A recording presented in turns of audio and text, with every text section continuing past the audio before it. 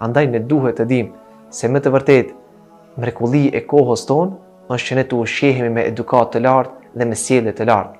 Kur muslimanët u futën në Medinë, nuk e çliruan Medinën me forcë.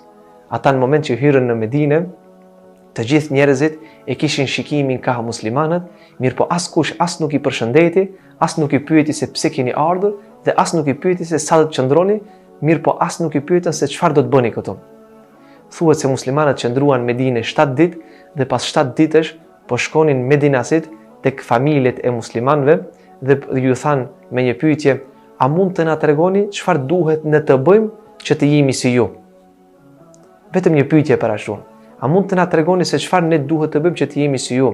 Nga se në fytyrat tuaja po shohim një buzëqeshje që nuk e kemi parë më herët. Në raportet tuaja me njerëzit po shohim një raport dhe një sjellje aq të bukur që nuk e kemi parë më herët. Në të ushqyerit tuaj po shohim një edukat të mirëfillt që nuk e kemi parë më herët. Të lutem, na tregoni se çfarë të bëjmë që edhe ne të bëhemi si ju.